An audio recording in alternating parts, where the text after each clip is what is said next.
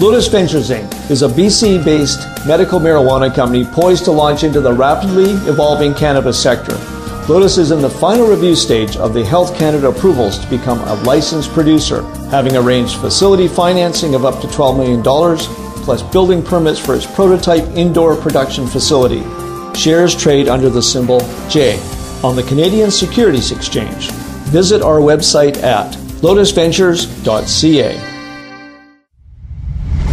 You're listening to HowStreet.com radio, available online at TalkDigitalNetwork.com. Welcome to HowStreet.com radio, the online source for market opinions. Here is Jim Goddard. My guest is Hillard Macbeth, author of the book When the Bubble Bursts, Surviving the Canadian Real Estate Crash. He's also a portfolio manager and financial advisor in Edmonton. Welcome back to the show, Hillard. Nice to be on your show. The Canadian government just announced that it's going to bring in almost 1 million immigrants over the next 3 years. Usually they only announce yearly quotas, so we have some heads up here. It's going to be a mix of people, refugees, people fleeing violence and war, plus the usual immigrants who have to qualify under our point system. Does Canada have room for 1 million extra people virtually overnight? I think probably the room is there, but are the systems built for it? I mean, I did a thought experiment in Alberta, and the whole population of Germany, which is 85 million people, and put it inside Alberta in terms of the space that they occupy in Europe, and they fit easily inside Alberta with lots of room to spare. And in fact, for the people that were used to how crowded Germany was, they would find that Alberta would be much less crowded if they all moved here. So Canada, of course, has tons of room physically, but whether we have the systems built to accommodate people, that's it. But the other thing too is, what are they going to do? I mean, are they going to be able to find jobs, and will they be able to make a contribution? Because you don't want millions of people just sitting around with nothing to do, and that's the bigger problem. I don't think there's any problem with space, but all of the developed worlds have the same problem. People talk about Japan and how their population is stagnating or declining, and not that far down the road, 20 or 30 years, the same thing's going to happen to China because of the one-child policy. So the countries that actually have population growth are the ones that will actually end up being the winners. And U.S. and Canada had above average growth for a developed country up until recently. And in Canada's case, most of it's because of immigration. In the U.S., it's partly immigration, partly a higher birth rate. So it's in the long run, it's good. In the short run, it could cause some real problems.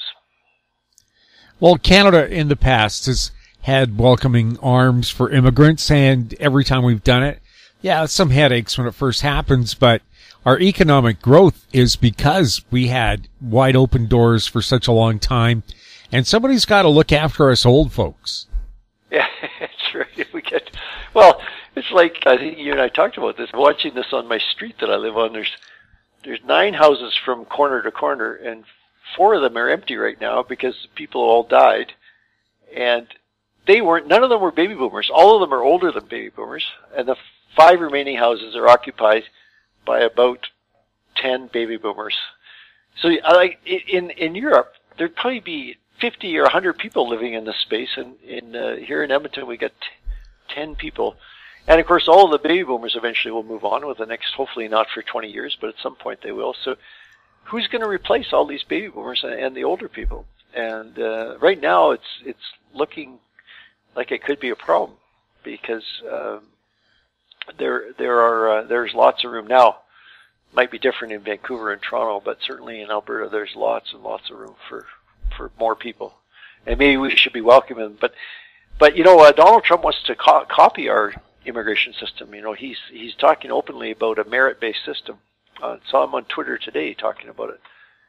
Now I'm not sure he fully understands how it works, but he's been agitating for that in his own way anyway on Twitter.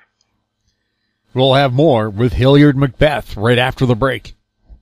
Arctic Star Exploration, operated by a team of proven mine finders, is focused on diamonds in Finland and the Northwest Territories of Canada. A work program is planned for our Finland property that contains diamond-bearing kimberlite. Arctic Star trades on the TSX Venture Exchange, symbol ADD, and the Frankfurt Exchange, symbol 82A1. Please visit our website at arcticstar.ca or call us at 604-689-1799. I'm Brian Fowler, president of Blind Creek Resources Limited, listed on the TSX Venture Exchange, ticker symbol BCK. Blind Creek is focused in the Yukon, Northwest Territories, and British Columbia. The company's key property is the Blend Project, one of the largest undeveloped lead-zinc-silver deposits in Western Canada, plus plans to advance the recently acquired, fully permitted historic Engineer Gold Mine in the Atlan District of Northwestern BC. Check us out at blindcreekresources.com. Welcome back. We're chatting with Hillard Macbeth. Donald Trump has now appointed a new head to the U.S. Fed. Who is it, and what can we expect from them? Well, it's interesting because this fellow's name is Jerome Powell. Apparently, he goes as Jay Powell, and he is a lawyer.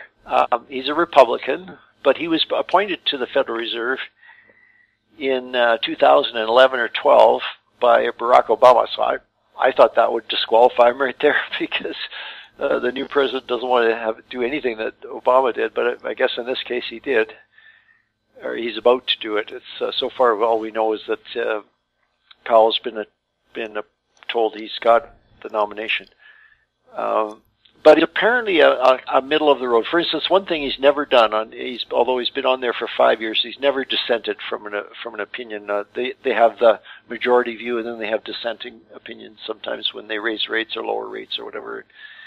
And he's always gone along with the group. So I would think as a lawyer, he's going to be very different from the last two people, Bernanke and Yellen, because both of them were academic economists with, many very highly respected and mathematically laden research papers as PhD economists.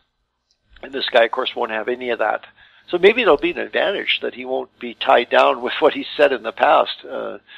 Bernanke, for example, was an expert on the Great Depression, so when the global financial crisis hit, he was somewhat limited by what he'd said about the Great Depression. But this guy won't have any limits. But, it's like Greenspan. Greenspan was the last, and Greenspan was there for 18 years. Greenspan was the last person nominated to that job without a really strong economics background, although Greenspan was a business economist, in quotation marks.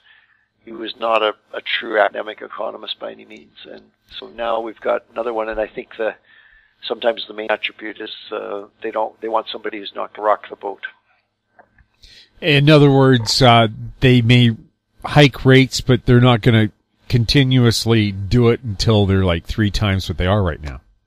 Exactly, like Volcker. Going back prior to Greenspan, we had Volcker, and he raised rates up to 20%, and the economy cratered, and there were many, many, many bankruptcies all over North America, and people felt he was too independent, and he wasn't malleable enough, so they went with Greenspan, who was very, very politically connected and in tune with what the elected leaders wanted, and was very careful not to rock the boat. But, sometimes these jobs like this one, there's no way to predict what kind of crises this fellow will face. It seems unlikely that he'd face another crisis since we had such a horrible one just 8 years ago.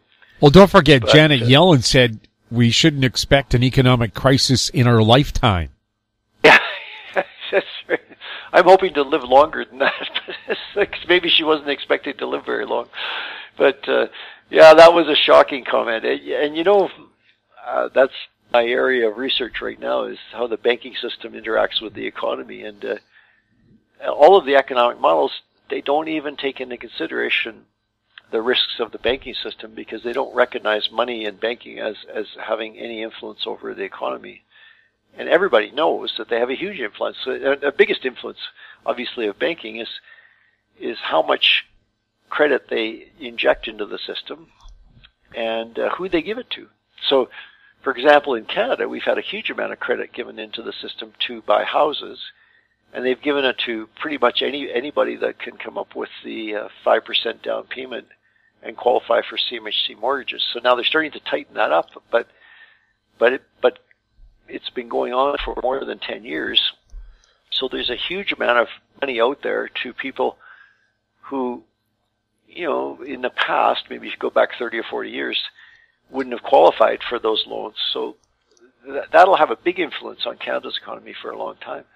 But like Janet Yellen, being a true economist, schooled in the neoclassical school of economics, does not take into consideration the effect of banking and debt and credit and all that sort of stuff. So I don't know how this new fellow is going to cope there. Now there are 7 appointees by the president, and then there's a bunch more of the regional Fed people who are nominated by the banks in the various regions. And so the committee that decides all this stuff is made up of a mixture of those people.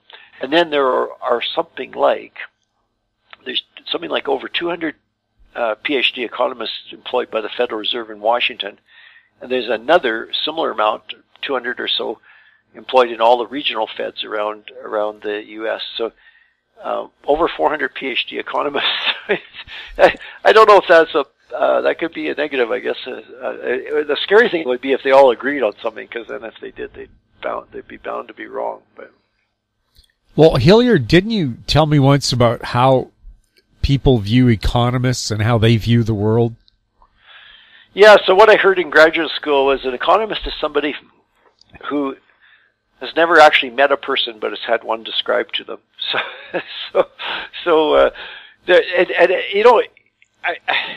It's an interesting joke, because really that is the way economics works. They come up with these theories about how the world works, and then they spend literally decades adjusting their assumptions to see if it fits the real world or not. And we're the guinea pigs. Well, and you know what the crazy thing about that is? It's completely backwards. So it's called deductive reasoning. The more scientific way, which most sciences use, is they would look at the evidence and then build a theory from the evidence. So they start with, the example would be Newton watches the apple fall from the tree. So that's the empirical evidence. And then he tries to figure out what the theory is that would explain it, and eventually he figured out about gravity. And so if an economist actually did that, they would never actually stumble on gravity, because they would not observe the real world, and they would never notice that the apple fell from the tree. So the models, it's shockingly detached from reality, is basically the short version of it. The assumptions that they have to make are just absolutely outlandish. Like, for instance, people live forever. Well, I mean, that makes a big difference, because if people eventually become too old to work, and then they die, and then they care about their children, and all this kind of stuff, none of that goes in the economic. They assume that the people are all acting out of their own self-interest, and they don't care about anybody else. So they don't care about their children. They don't care. In fact, there probably wouldn't be any children, because all the children would die of neglect, because people don't care about anybody else. Sure, and they wouldn't leave any money. Yeah, they wouldn't leave any money for people, and they wouldn't support charities. They wouldn't, and why would there be any children? Because they wouldn't want to allocate any money to feeding this child who's got, it's a huge cost, and it has no revenue attached to it, right? So economists live in a very odd world, which has very little connection to reality. So that's fine. They could be off, making their models and figuring it out and stuff and working on it. Except for the fact that they then put them in charge of the Federal Reserve. So maybe the fact that this guy, Jay Powell, is not an economist is going to be a good thing, in the sense that he'll have more connection with the real world. So what they announced today was they actually had their meeting today as well. They didn't raise rates today. They have raised rates several times in the last year and a half, but they hinted strongly that they will raise rates in December. And so whether the economy is strong enough to handle increased rates, we don't know. the interest rate increases tend to follow the economy rather than to lead it. But obviously, I think we're a long ways away from the point like in the 80s when interest rates were raised so high that they destroyed the economy. The interest rates are so low they could probably raise them quite a few times before they start having a big impact on the economy. So we'll see. We don't know what the interest rates going up are going to do, and we don't know what the new chairman is going to be like. By the way, he doesn't take over until January, actually the end of January of next year. We'll have more with Hillard Macbeth right after this. I'm Bill McWilliam, president of Cascadero Copper, CCD on the TSX Venture Exchange. Cesium is one of the world's rarest metals with a growing industrial demand. Drilling is underway on our Tehran property in Argentina to prove up a cesium resource. Cascadero's patent-pending leach process has the potential to make Cascadero the lowest cost supplier of cesium in the world. Visit our website, cascadero.com, or phone us at 604-924-5504. Keep informed. Receive our weekly recap of thought-provoking articles, podcasts, and radio delivered to your inbox for free. Sign up for the HowStreet.com weekly recap on our homepage, HowStreet.com. Welcome back. We're chatting with Hillard Macbeth. Hillard, Tesla says they're finally going to be able to start producing their Model 3 car at a reasonable rate. They're way behind in their projections for production, but they say they're going to be able to build 5,000 a week in the near future. What is the future of Tesla? Well, so the Tesla right now is producing maybe 100,000 cars a year. And at 5,000 a week, of course, they'd be adding, of this new model, they'd be adding another 250,000 a year. So they'd be up to 350,000. And they were projecting, and I don't think in the announcement today they mentioned this,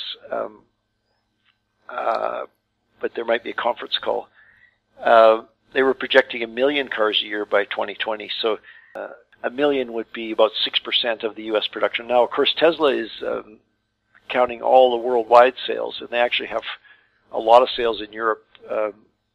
There's some pretty generous incentives to buy Teslas in Europe because the current models are quite expensive before this new, more affordable model comes out. But they just announced that they're going to open up their first non-U.S. factory in China.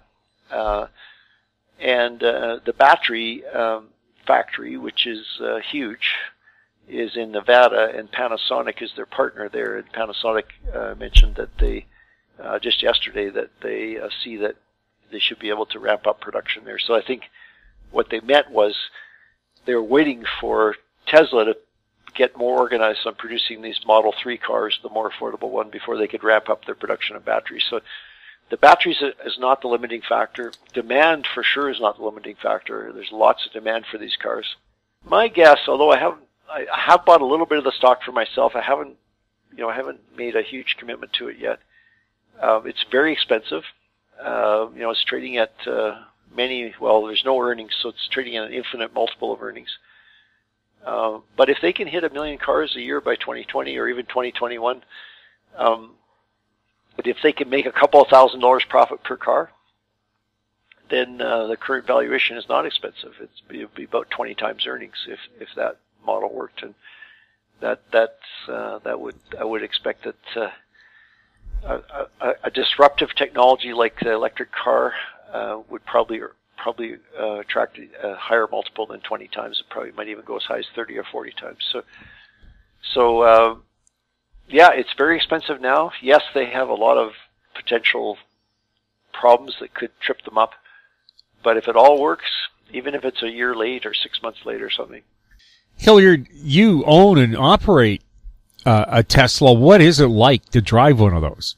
Well, it's fantastic. I just love it. And I had a friend who was talking about getting a Tesla, and he said, well, because the two main factors are, I get this from all of my people that ask me about it, is what about the range? What if I run out of electricity and there's no gas station I can fill up at?